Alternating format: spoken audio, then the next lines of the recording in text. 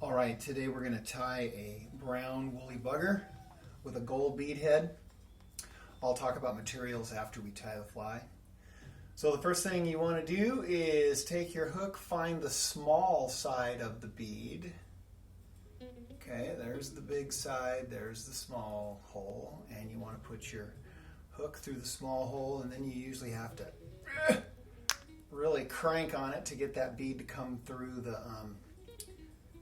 barb. Let me put it in our vise. All right, and then I've got brown tying thread on my bobbin, so I'm just going to start right behind the bead, and I'm going to go all the way back to the back and stop at about the barb. So there's the barb. The bead will move around on you, don't worry about it.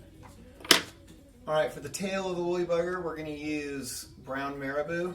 And if I wanted a perfect fly, I would probably just steal this middle section. So I think that's what I'm going to do, rather than the side sections. It just tends to make a better looking fly. Looks more like a rooster tail skirt. And so I take that stuff, put some spit on my fingers. Does anybody else's mouth water when you grab some marabou because you know you're going to spit on your friend? Anyway, it doesn't matter. The woolly bugger calls for marabou on the tail coupled with some flashabou. So I always try to take 2 strands, and I'm going to match up their ends. So there's my 2 strands. All right, and I'm going to match up. Now this other end doesn't match up perfectly, so I'm going to cut it off. So basically what's going to happen is I'm going to match, I got 2 strands, I'm going to match their ends and then cut it in the middle. And what that'll leave me with, if I can bloody do it, it's a major pain really. There we go. Okay, so now I've got the loop, I'm going to cut the loop, and now I should have 4 ends, 4 strands of flashabou, and that's what I found to be economical, yet still have enough flash to make the fly interesting. So I take my marabou and I put the flashabou under it, and then I turn it over. And there's all kinds of arguments on length of this tail. I try to make it about the same length as the shaft of whatever size I'm doing, maybe a little bit more. So I hold it down, take my fly tying thread, and I just clamp it down on there, and then I really crank hard on this because I don't want this tail coming off.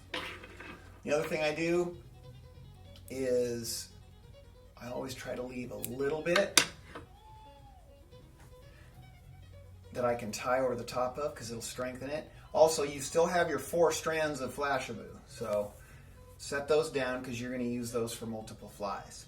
So now I am ready for the hackle, the body hackle, and the body chenille. So for the body hackle, I'm going to use a straight brown body hackle from a chicken neck, and I'm going to tie it wet. So you'll notice that there's an underside to the hackle and an outer side. That's the side I want facing the front of the fly. So I'm going to strip off that yucky looking stuff I don't want. And we're going to tie this one on first, and then we're going to do the body. So I tie it ready for it to be turned over, and I tie that tight too. And you know what? Sometimes I even leave this little piece here because, again, it gives me something more for the thread to hold on to. All right, so now we have the hackle ready. So now it's time for our flat brown chenille. This is not sparkle chenille, so this is just flat brown. And I try to tuck it under that little piece there and then tie that over. And now, again, tight, tight, tight. And now you're going to go all the way to the front. And then you're just going to leave your thread there. Now, you're going to do the body first. I always come under and I cover up that little hole I made right there so that no one can tell how this thing was put together. And I'm going to go all the way to the front, but I'm going to try and leave just the tiniest of gap right there. But you don't have to leave much of a gap. I just do because I like there to be a little bit of room for when the hackle comes across. So now this I also crank on, tight, tight. I go 3 times around behind it and then once or twice in front of it. You can see my flies bending on the thing. All right, and now the body chenille's ready to take off. So we're going to clip it off and then make a couple more turns just to be sure and get rid of the fluff. All right, now for the coupe de Gracie, we have the body hackle that we're going to palmer. And again, the outer side of the feather facing toward the front of the fly. A dry fly, you would typically use the underside facing the front of the fly. This just makes sure that the fly, the hackle does what I want it to do in the water. And sometimes you have to really kind of crank it to get it to go straight. This one's trying to turn on me. So when it's trying to turn, I always just kind of say, no, you don't. You don't get to turn. And there we go. Now it's going the right way. All right, so not the best palmer, but it's close enough. And when I get to the front, I want to have enough to do a couple turns around the front to give it a little extra feather at the front. And again, I come around behind it, and sometimes it falls off. And if it does that, you want to just grab everything and then just do a bunch of tight turns. Now you're ready for your whip finishing tool.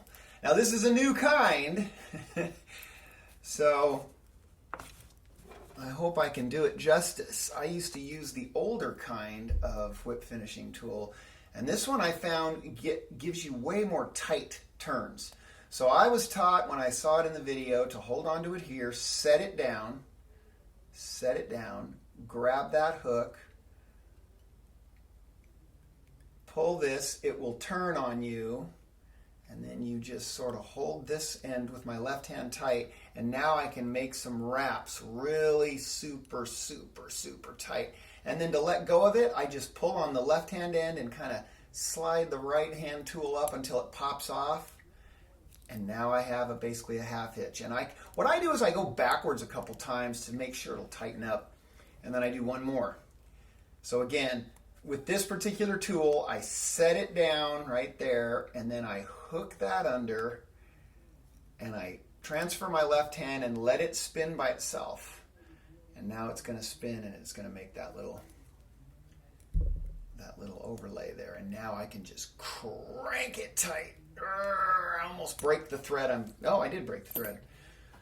So most times, if I don't get a second one, I would rewrap that. But just for the sake of this video, it only has one knot. And then at that point, you can either leave it or you can use some head cement.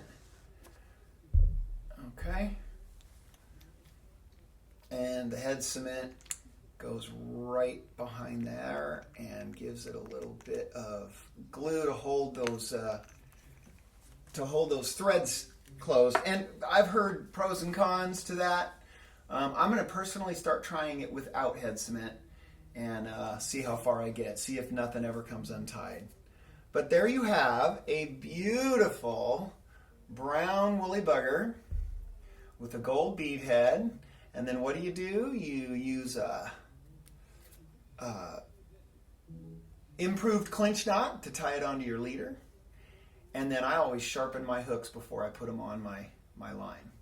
So beautiful fly. This between gold head, we also use red, we also use rainbow, and then we also use kind of a pinkish brass color, which actually is amazing. That one's really effective. And you can see some of the flashabou underneath that beautiful looking tail. So this thing, I encourage you to look at it underwater. It's a beautiful sight because all these feathers just kind of, it's just a beautiful fly. All right, really quick. We had a brown rooster neck for the hackle, flat brown chenille, not sparkle chenille. We have flashabou, and the gold bead was 4 millimeter. And we have marabou for the tail. There's your dark brown marabou. And the hooks. These aren't the ideal hooks. I wish these were 2x high and 3x long, and then they'd be more of a streamer. I just ran out of the ones that are 2x high and 3XL. So I used kind of the opposite. But it still gets the job done. It still shows you what a woolly bugger should look like.